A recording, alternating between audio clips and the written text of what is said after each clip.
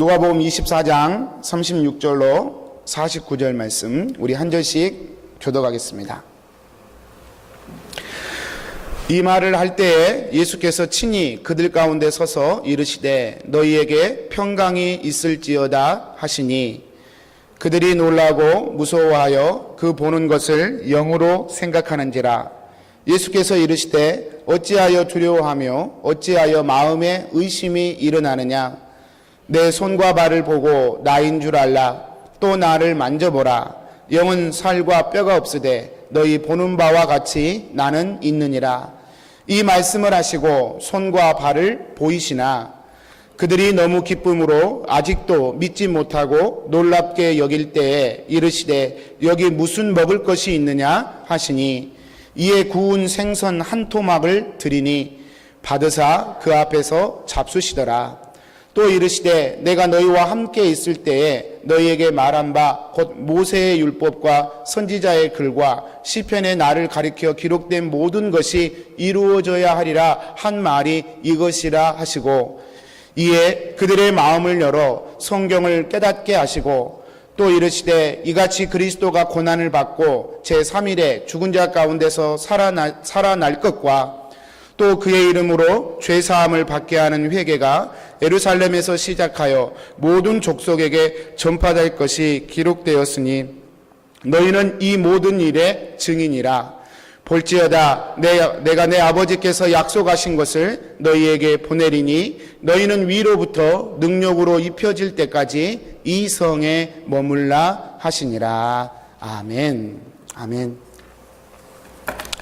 오늘 저 좀 설교 본문을 좀 일반적으로 잠언에서 바꾸어서 누가복음을 통하여 평강이란 주제로 하나의 말씀을 묵상해 보도록 하겠습니다. 참 평강이 어려운 시대가 됐어요. 100년 전, 200년 전에 비해서 많이 가졌고 편리한 삶인데 마음에는 오히려 평강이 없는 시대를 우리 현대인들이 살고 있지 않나 생각됩니다. 마음 둘 곳이 없어요.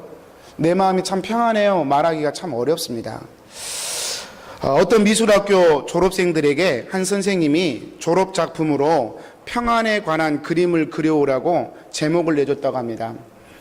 졸업생들마다 자기가 구상한 평안에 관한 그림을 한 장씩 그려왔는데요. 그 많은 그림 중에 2장의 그림이 특별히 이렇게 선생님에게 이렇게 뽑혔다고 합니다.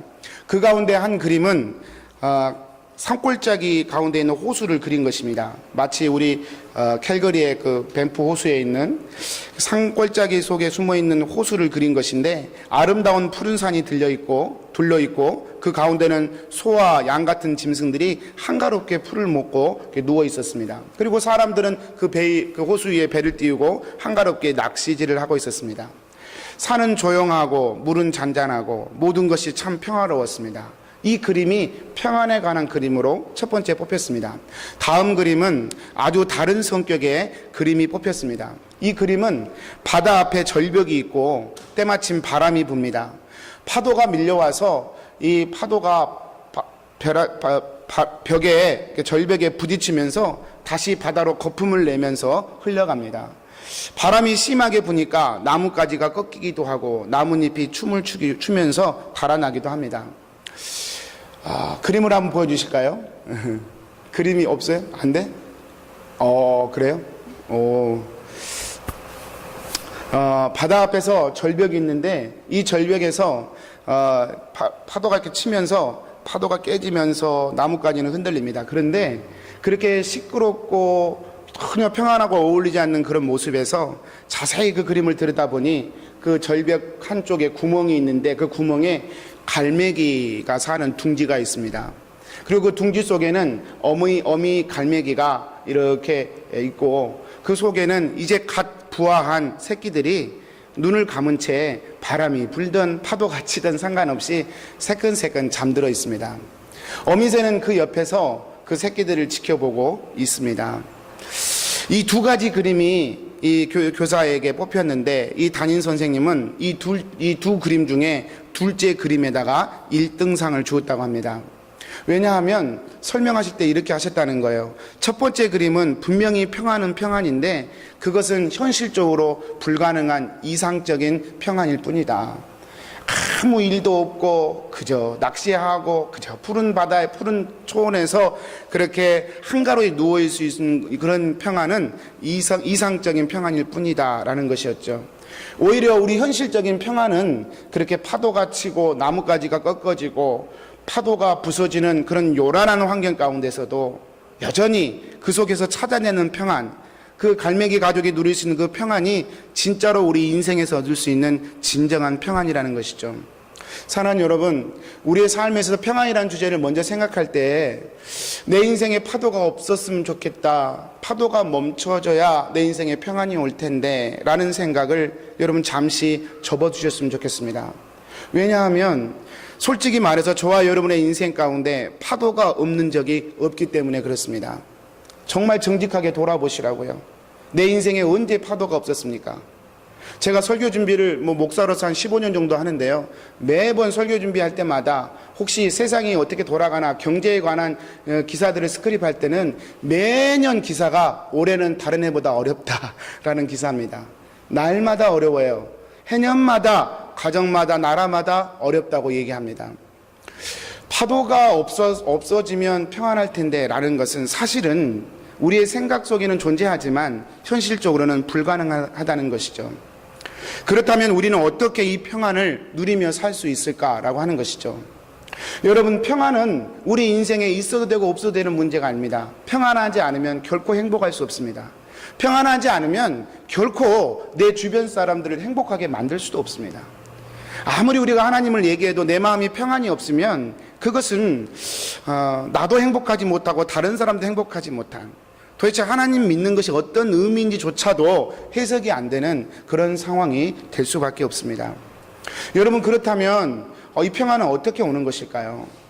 여러분, 예수님께서 누가복음 17장에 그렇게 말씀을 하시죠. 바리새인들이 하나님의 나라가 어느 때에 임합니까? 라고 물었는데 예수님께서 대답하시기를 하나님의 나라는 볼 수 있게 임하는 것이 아니다. 또 여기 있다 저기 있다도 못하는데 하나님의 나라는 너희 안에 있다. 이렇게 얘기합니다. 하나님의 나라는 어떻게 임하냐, 어디에 임하냐면 눈에 보이게 임하는 것이 아니라 우리의 속에, 너희 안에 하나님의 나라는 임하는 것이다. 이렇게 말씀하신 것이죠. 같은 이치예요. 바리새인들이 기대하는 하나님의 나라는 눈에 보이는 하나님의 나라였어요. 그래서 아직은 이루어지지 않은 거예요. 그래서 언제 이루어집니까? 라고 질문한 것입니다. 그때 예수님께서 하나님의 나라는 눈에 보이게 임하는 것이 아니다. 그리고 하나님의 나라는 눈에 보이게 여기저기 임하는 게 아니라 너희 안에 임하는 것이다 라고 우리 예수님이 말씀하시죠. 하나님의 나라는 마음에 임하는 것입니다. 그러므로 여러분, 하나님의 나라를 믿고 의지하는 자의 마음속에는 이미 하나님의 나라가 있는 것이죠. 여러분, 이렇게 말씀드리면 우리는 우리 자신에게 한번 질문해 볼 수 있어야 됩니다. 나는 벌써 길게는 수십 년, 짧게는 수년 또는 수달째 예수님을 믿고 있는데 과연 그 예수님이 내 안에 주신 그 하나님의 나라는 과연 내 안에 누려지고 있는가? 그 하나님의 나라가 내 안에 있음이 정말로 내 안에 확신이 되고 누려지고 있는가를 한번 질문해 보아야 한다는 것이죠. 그걸 어떻게 알 수 있어요? 하나님의 나라가 내 안에 있는지 어떻게 확신을 가지고 어떻게 내가 점검해 볼 수 있어요? 라고 물을 때 하나님의 나라가 임했다는 가장 확실한 증거가 있다면 그건 바로 평강입니다. 하나님의 나라가 내 안에 임했습니다. 나는 예수님의 나라가, 예수님이 주신 하나님의 나라가 내 인생 가운데 있습니다라고 말할 수 있는 가장 확실한 증거가 바로 평강이라는 것이죠. 그래서 성경에 보면 구약 성경에서 이스라엘 백성들은 만날 때마다 메시아 사상을 갖고 있었잖아요. 하나님의 나라에 대한 생각을 서로 나눌 때마다 무엇으로 인사했냐면 샬롬이라고 인사했어요. 샬롬이 무슨 뜻이냐면 평강이라는 뜻이에요. 하나님의 나라와 평강은 불가분의 관계이기 때문에 그렇습니다. 하나님 나라가 임하면 반드시 평강이 임하게 되어 있기 때문에 그렇습니다. 평강이 있다는 것은 하나님의 나라를 가지고 있다는 것과 같은 이치인 것이죠. 성경에서 증언하는 것은 바로 그것입니다. 그래서 오늘 본문 누가복음 24장은 예수님께서 십자가에 죽으시고 부활하시고 첫 번째 제자들을 만나는 장면이에요. 처음 제자들을 만나자마자 우리 예수님이 하신 말씀도 바로 이 평강에 관한 축복이셨어요. 무엇이었습니까? 너희에게 평강이 있을지어다. Peace be with you. 너희에게 평강이 있을지어다. 우리 주님이 축복하셨어요. 그런데 이제 전 스크린이 없어가지고 그냥 저 혼자 말로 할 테니까 여러분 좀 많이 상상력을 동원해서 하시기 바랍니다. 자꾸 무슨 사고가 생기는 것 같아요. 여러분, 근데 오늘 본문에만 보더라도 예수님이 나타나셔서, 부활하신 예수님이 너희에게 평강이 있을지어다 말씀하셨는데요, 그 평강이 제자들에게 선포했는데 제자들에게 임했냐는 것이죠. 임하지 않았어요. 예수님이 너희들에게 평강이 있을지어다 말씀하셨는데, 예수님이 축복하셨는데도 불구하고 제자들은 여전히 그 축복 이후에 여전히 마음의 두려움과 염려를 가지고 있었죠. 여러분, 어떻게 하면 이 평강을 얻을 수 있을까? 어떻게 하면 이 평강을 내 것으로 삼을 수 있을까? 오늘 그 주제를 가지고 두 가지만 제가 본문을 통해 살펴보려고 합니다. 첫 번째로요, 평강은 믿음을 통해서 주어진다는 것입니다. 오늘 본문 36절에서 38절 말씀입니다. 여러분, 성경책을 한번 보시겠어요? 말씀을 좀 봐야 되니까 성경책을 한번 보셔서 오늘 본문 36절에서 38절 말씀 우리 같이 한번 읽어보겠습니다. 평강은 믿음을 통해 주어진다는 것입니다. 36절로 38절 읽어보겠습니다. 이 말을 할 때에 예수께서 친히 그들 가운데 서서 이르시되 너희에게 평강이 있을지어다 하시니 그들이 놀라고 무서워하여 그 보는 것을 영으로 생각하는지라. 예수께서 이르시되 어찌하여 두려워하며 어찌하여 마음에 의심이 일어나느냐. 여러분, 예수님이 분명히 평강을 선포했어요. 근데 제자들은 어때요? 놀라고 무서워요. 여전히 두려워하고 여전히 그것을 지금 뭐라고까지 생각하냐면 영인가 생각해요. 그 영은 사실은 성경에서 영이라고 한 거지 오늘날 우리말로 표현하면 귀신인가 그렇게 표현한 거예요. 아니, 예수님이 분명히 십자가에 죽었는데 어떻게 예수님이 나타나서 평강이 있을지어다 얘기하냔 말이에요. 그러니까 이게 믿어지지 않아서 혹시 우리가 보는 게 귀신인가 영인가 이렇게 생각할 정도, 오히려 더 무서워진 거예요. 그리 안 해도 무서운데 오히려 예수님이 나타나셔서 말씀하신 것이 오히려 더 두려움을 주는 그런 결과로 나오게 됩니다.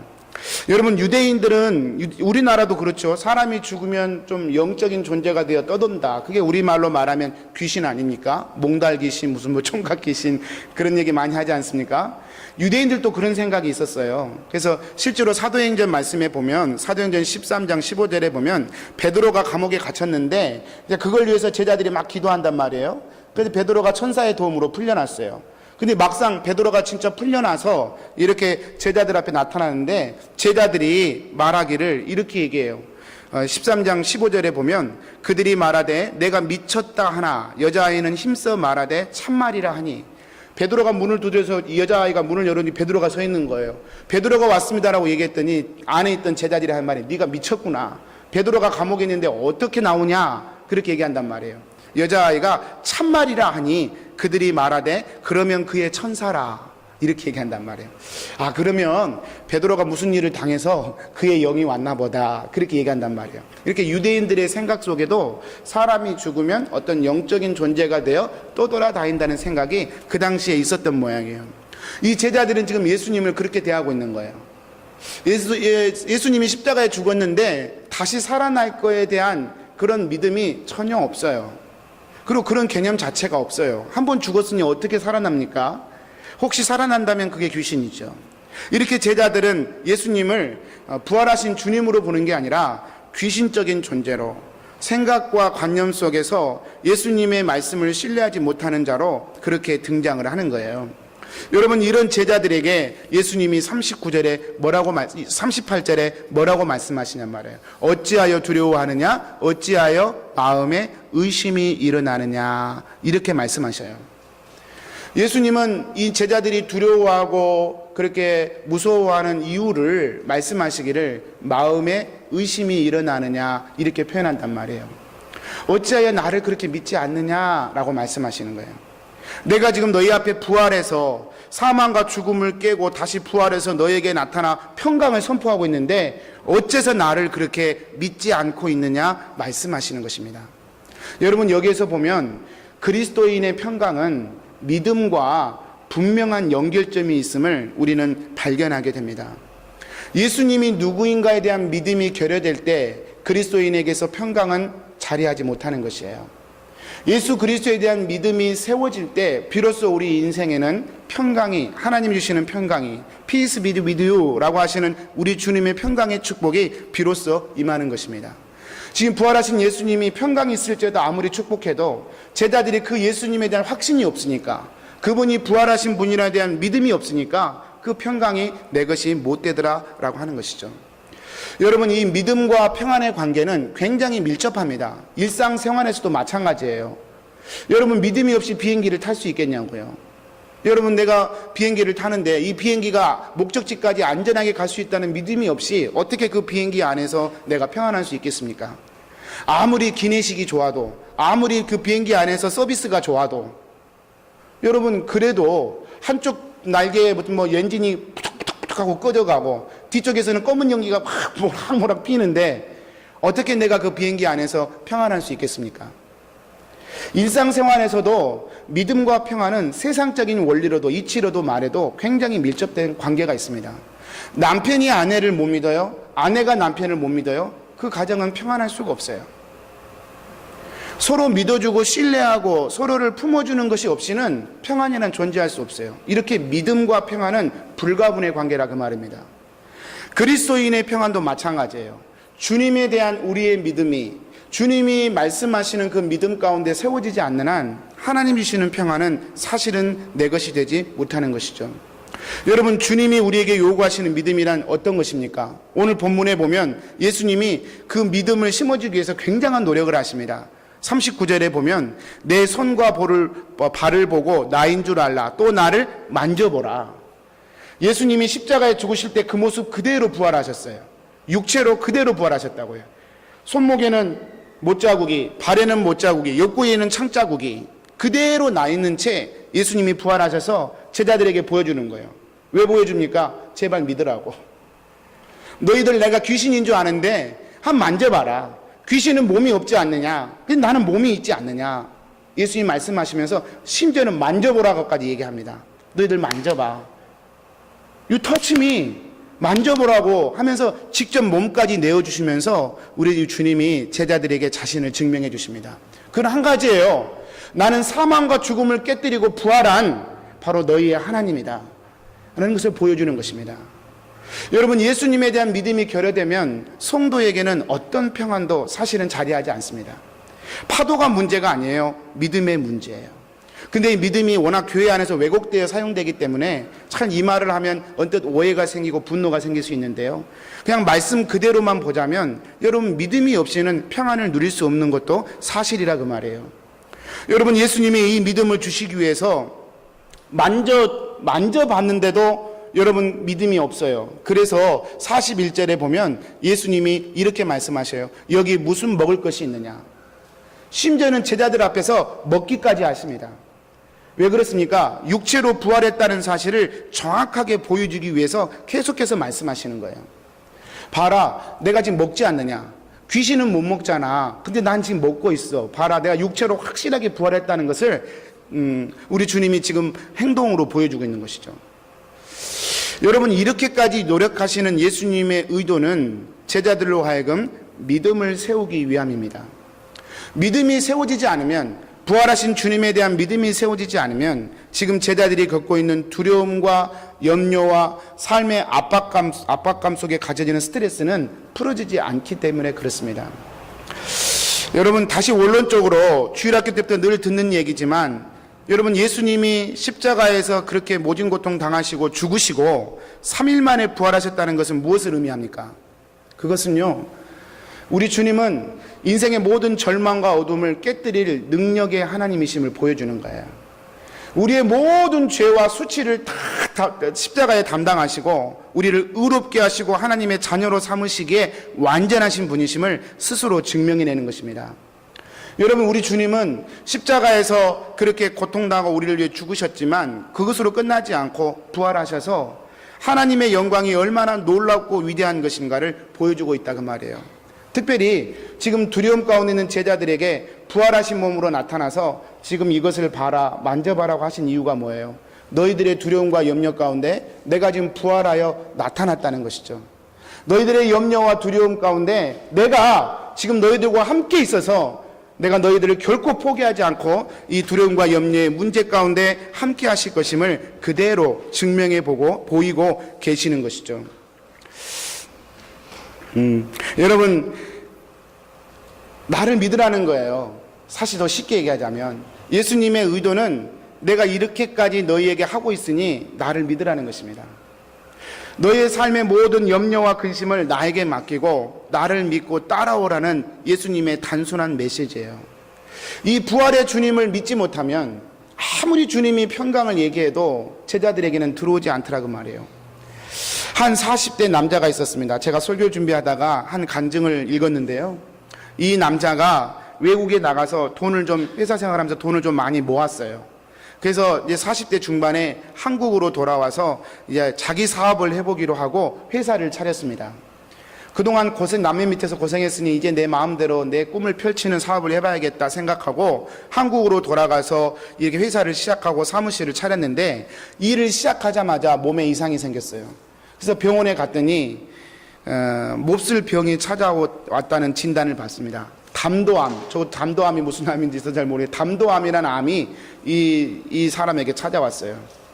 너무 아무것도 할 수 없었어요. 사업도 접고 이제 아무것도 할 수 없는 채 병원에 입원해서 치료를 받을 수밖에 없었습니다.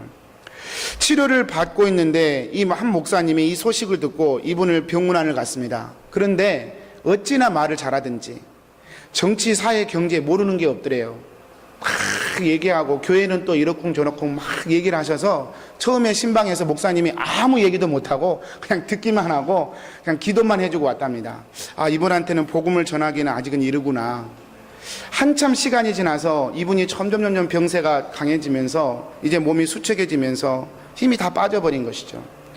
어느 날 이 목사님이 역시 이분을 사모님과 함께 찾아뵙고 하나님의 말씀을 전하기 시작했답니다. 비로소 이분이 하나님의 말씀을 듣기 시작하더래요.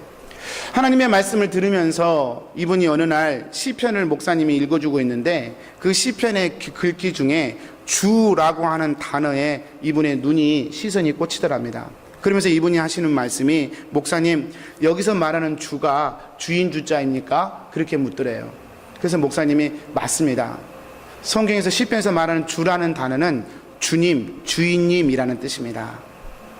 이렇게 설명해 드렸더니 이분이 고개를 끄덕이면서 아 그렇군요. 내 인생의 주인이 그럼 하나님이시군요. 이거 하나 깨닫고 이분의 얼굴 표정이 달라지더랍니다. 내 인생의 주인이 하나님이시라는 것만 깨달아도요 삶이 변화되고 달라지는 것입니다. 그 엄청난 병명의 고통과 삶의 압박 가운데서 하나님이 내 주인이구나 라고 하는 그 고백 하나가 우리의 삶을 건져내는 것이죠. 사랑하는 여러분, 성도는 믿음이 없이는 평강할 수 없어요. 하나님 내게 그런 믿음 주십시오. 하나님이 어떤 상황에서도 파도와 아픔과 눈물 속에서도 하나님은 여전히 나의 주인이심이 믿어지는 그네는 은혜를 주십시오. 구하게 되는 저와 여러분 되시기를 바랍니다. 여러분, 평강은 믿음과 아주 밀접한 관계가 있어요. 두 번째로요, 이 믿음은 말씀을 통해 주어진다는 것입니다. 오늘 말씀 44절부터 45절 말씀이에요. 우리 같이 한번 여러분 성경을 한번 찾으셔서 같이 보겠습니다. 44절에서 45절 말씀입니다. 한번 읽어보겠습니다. 또 이르시되 내가 너희와 함께 있을 때에 너희에게 말한 바 곧 모세의 율법과 선지자의 글과 시편의 나를 가리켜 기록된 모든 것이 이루어져야 하리라 한 말이 이것이라 하시고 이에 그들의 마음을 열어 성경을 깨닫게 하시고. 이 보세요. 예수님이 지금 제자들한테 믿음을 주려고 애를 쓰시거든요. 그래야 평강이 들어가니까. 믿음을 주려고 애를 쓰시는데 만져보라 그러시기도 하시고 그 앞에서 잡수시기까지 했어요. 그런데 그걸로 믿음이 생기지 않았어요. 그걸로 제자들이 아 주님이시군요 이러지 않았어요. 결국 예수님이 구약의 말씀을 하나하나 풀어서 너희들 내가 얘기하지 않았느냐, 그리고 구약 성경에 이렇게 기록되어 있지 않았느냐, 그것이 다 나에게 기록된 말씀인 것을 너희들이 이 말씀을 들었지 않느냐 이러면서 말씀을 하나하나 풀어서 깨닫게 하실 때 제자들이 비로소 그들의 안에 믿음이 들어왔다는 거예요. 여러분, 믿음은 어떻게 생기느냐? 믿음은 말씀을 통하여 이루어지게 됩니다. 여러분, 41절 말씀에 보면 그들이 너무 기쁨으로 아직도 믿지 못하고 놀랍게 여길 때라는 앞부분을 읽었죠. 그 말씀이 기록되어 있습니다. 예수님이 잡수시기도 하고 몸에 만져보라고 해도요, 제자들은 여전히 믿지 못하고 두려워하고 있었어요. 근데 51절의 말씀에 보면 제자들이 완전히 바뀌어 버립니다. 그들이 그에게 경배하고 큰 기쁨으로 예루살렘으로 돌아가 늘 성전에서 하나님을 찬송하니라. 두려움과 염려 가운데 꽉 차 있었던 제자들이 완전히 바뀌어서 성전에서 하나님을 찬미하고 경배하고 기쁨으로 예루살렘 가운데 돌아가는 일이 벌어져요. 왜 그렇게 됐습니까? 말씀을 통하여 믿음이 일어났기 때문에 그렇습니다. 여러분, 저는 목회를 하면서 이렇게 많은 분들이 하시는 이야기죠. 교회 안 다니신 분들은 100% 그런 말씀 하시고, 많은 분들이 저에게 하시는 말씀이, 목사님, 나는 믿고 싶은데 믿어지지 않아. 안 믿어지는데 어떻게 하라는 얘기야. 이런 이야기를 가장 많이 듣습니다, 목회하면서. 그런데 여러분, 제가 가만히 이렇게 돌아보면, 삶을 보면 정말로 그분이 믿고 싶다는 말이 진짜일까 싶을 때가 있어요. 그냥 나 믿고 싶어라는 말이 진짜 믿고 싶어서 하는 말인지 아니면 그냥 하시는 말씀인지 조금 의아할 때가 있다 그 말입니다. 왜냐하면 진짜 믿고 싶으면 하나님의 말씀을 보아야 할 텐데요, 말씀은 보지 않고 엉뚱한 것을 보신다 그 말이에요. 엉뚱한 것을 생각하고 엉뚱한 것을 묵상하면서 하나님이 안 믿어진다고 한다 그 말입니다. 그러지 않습니다. 하나님을 향한 믿음은 말씀을 통해서 생깁니다. 로마서 10장 17절 말씀이죠. 여러분 잘 아시는 말씀이죠. 믿음은 들으면서 나며 들음은 그리스도의 말씀으로 말미암으리라. 믿음이라고 하는 건 그냥 하늘에서 뚝 떨어지는 게 아니라 그리스도의 말씀을 들음으로, 말씀 앞에 겸손하게 섬으로, 그 말씀 앞에 내 인생을 겸손하게 드림으로, 그때야 비로소 믿음은 생기는 거예요. 오늘 또 제자들을 보십시오. 이보다 더 큰 경험이 어디 있냐 말이에요. 부활하신 예수님을 직접 보고 만지기까지 했어요. 자기들의 눈앞에서 예수님이 잡수시기까지 했어요. 그러면 더 이상 무슨 증거가 필요하겠습니까? 그런데도 믿음이 안 생겨요. 여러분, 기적과 이적과 경험은요, 우리의 믿음에 도움이 되긴 하지만 그것 때문에 우리의 믿음이 지속되거나 커지지 않습니다. 기적과 이적을 아무리 크게 경험해도요, 세월이 지나면 우리는 딴 생각을 하게 되어 있어요. 아, 그때 하나님의 은혜가 아니라 그때 이 사람이 사실은 도와줬었어. 사실은 그때 내가 요걸 선택했기 때문이야. 결국은 그렇게 우리의 생각은 가게 되어 있어요. 기적과 이적을 통하여 우리의 믿음이 지속되거나 증진되지 않는다 그 말이에요. 기적은 우리의 삶 가운데 참 필요하고 유익한 것이지만 사실은 믿음을 세우는 본질은 아니에요. 믿음은 어떻게 세워집니까? 말씀을 통해서만 세워지는 것입니다. 누가복음 24장 오늘 본문을 저희가 보았지만 오늘 본문 바로 전에는 엠마오로 가는 두 제자의 이야기가 기록되어 있죠. 여러분 잘 아시지 않습니까? 스승 예수님이 십자가에 죽었어요. 두려움과 염려 가운데 그냥 엠마오로 가자, 그냥 살던 곳으로 가자, 이렇게 절망 가운데 내려가던 두 제자에게 한 사나이가 나타나서 쭉 같이 이야기를 오랫동안 같이 걸어가면서 한단 말이에요. 그분이 누구셨어요? 부활하신 주님이셨어요. 근데 못 알아봐요. 제자인데도 못 알아봐요.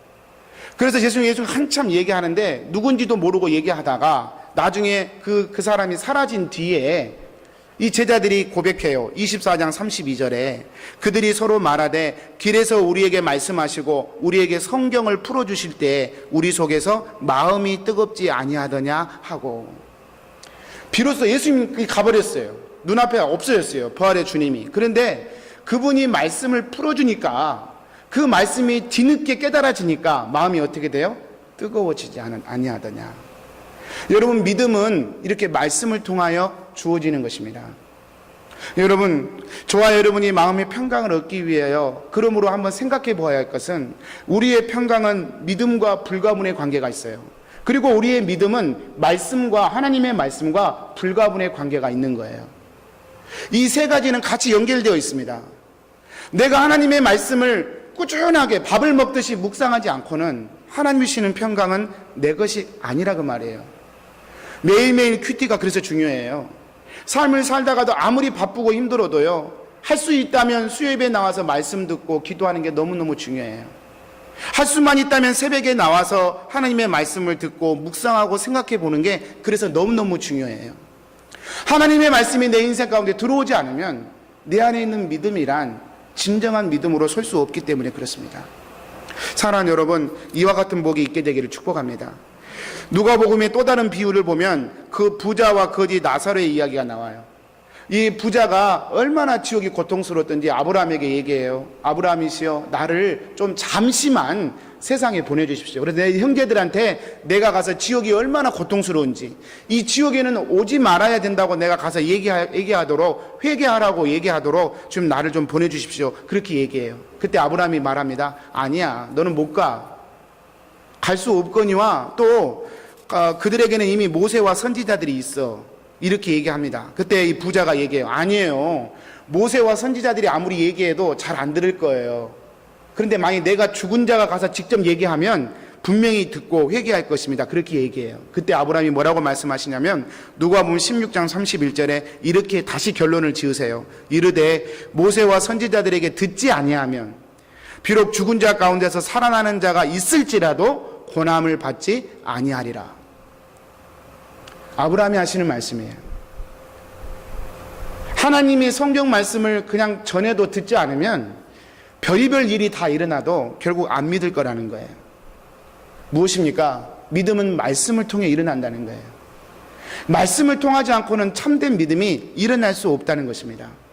여러분, 죽은 자가 살아나서 증언하는데도 결국은 안 믿을 거라 성경이 얘기하는 것이죠. 사랑하는 여러분, 그러므로 말씀이 내 삶 가운데 뿌리 내리지 않으면, 말씀이 내 삶 가운데 날마다 양식이 되어 먹어지지 아니하면 사실은 우리는 평강을 놓치면서 살아가는 것이죠. 토마스 아담스라고 하는 분이 이렇게 한번 오늘날 교회의 말씀의 위기에 대해서 이렇게 증언한 적이 있습니다. 많은 무리가 교회 안에 들어간다. 하지만 그들은 자기 안에 말씀이 들어갈 자리는 만들지는 않는다. 수없이 예배를 드리지만 자신의 마음속에는 몸만 와 있지 마음속에는 말씀이 들어올 공간조차도 만들어 놓지 않는다는 거예요. 제가 저번 여름성경학교 때 잠깐 말씀드렸지만 참 아이들하고 어른들은 다른 것 같아요. 아이들은 여름성경학교 때 그렇게 떠들고 뛰어놀고 했거든요.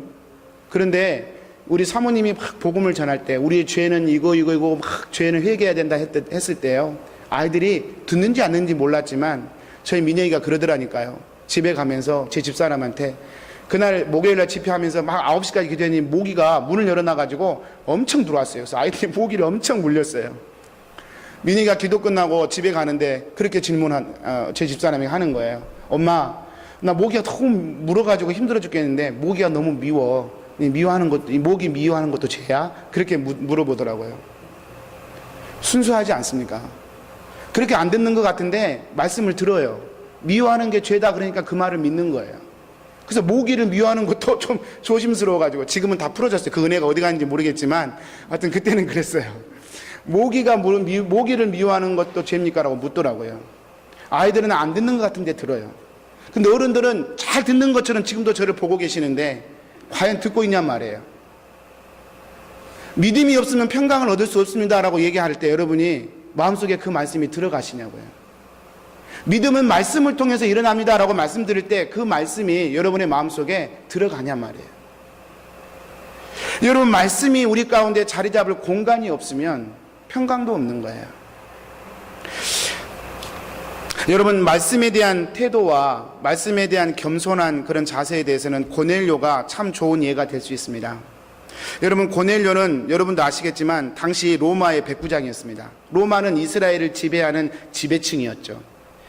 그 사도행전 10장에 보면 이 고넬료는 지배층 백부장이고 베드로는 피지배층 이스라엘의 고기 잡는 어부 출신 촌부입니다. 사회적 계층으로 따지면 비교가 안 되는 사람이에요. 베드로는 백부장 앞에 감히 설 수도 없고 백부장 앞에 명함을 내밀 수 있는 게 아무것도 없어요. 그런데 그럼에도 불구하고 여러분, 사도행전 10장 33절에 보면 베드로가 이 고넬료를 방문했을 때 고넬료가 그렇게 얘기해요. 10장 33절에 내가 곧 당신에게 사람을 보내었는데 오셨으니 잘하였나이다. 이제 우리는 주께서 당신에게 명하신 모든 것을 듣고자 하여 다 하나님 앞에 있나이다. 사회적 신분으로는 고넬료와 베드로는 이게 비교 자체가 안 돼요. 근데 그 높은 신분의 고넬료가 그 촌부 출신인 베드로 앞에 온 식구를 모아놓고 얘기한단 말이에요. 이제 하나님의 말씀을 듣고자 하니까 제게 다 말씀해 주십시오. 우리가 지금 다 하나님 앞에 있습니다. 얘기한단 말이에요. 사랑하는 여러분, 말씀을 전하는 선생님이나 또는 교사나 목사나 사실 여러분의 인생과 비교하자면 비교가 안 되죠. 제가 인생 경험이 있습니까? 여러분보다 더 많이 배우기를 했습니까? 그렇지만 그냥 그럼에도 불구하고 여러분이 훨씬 더 지혜롭고 삶의 경험도 많고 또 아는 것도 많다 할지라도 하나님의 말씀이 선포되는 그 시간만큼은 그 시간에는 하나님의 말씀이 선포되는 시간이야. 이렇게 말씀 앞에 겸손하게 엎드릴 수만 있다면 사랑하는 여러분, 저와 여러분은 훨씬 더 많은 믿음의 소유를 가지게 될 것입니다. 물론 말씀을 전하는 자도 제가 특별한 게 없어요. 베드로도 그래요. 고넬료가 이렇게 무릎 꿇고 막 오셨습니까 할 때 이렇게 세우시면서 그러지 말아라. 나도 사람이라. 그렇게 얘기해요. 말씀을 전하는 자도 한낱 죄인일 뿐임을 알고 겸손하게 말씀을 전해야 하고요. 말씀을 듣는 우리 성도님들도 사람의 부족함과 연약함이 있어도 하나님의 말씀이 선포되는 그 시간만큼은 나를 위한 하나님의 말씀으로 알고 그 말씀을 믿음으로 받으려고 하실 때 그때야 비로소 믿음의 역사가 일어나고 하나님의 나라는 임한다는 것이죠. 말씀을 정리합니다. 여러분, 부활의 주님이 주시는 평강의 축복은 세상을 이기는 위대한 능력이었습니다. 제자들은 완전히 달라져요. 죽인다 그래도 이제 두려워하지 않아요. 이제 제자들은 사람들 앞에서 오히려 그들에게 담대히 복음을 전하고 교회를 세워가는 놀라운 지도자들로 변하게 됩니다. 그런데 이 평강의 복은 하늘에서 뚝 떨어지는 게 아니었어요. 믿음이 회복될 때, 예수님이 누구신지에 대한 믿음이 회복될 때 비로소 시작되게 됐던 것입니다. 그리고 그 믿음 역시 하늘에서 뚝 떨어지는 것이 아니라 말씀이 풀어지고 해석될 때 주어진 말씀의 열매였던 것이죠. 사랑하는 여러분, 오늘 말씀으로 축복합니다. 이 부활의 우리 주님의 평강의 축복이 믿음과 말씀을 통해 날마다 일어나는 그런 은혜가 있게 되기를 바랍니다. 우리 기도하겠습니다.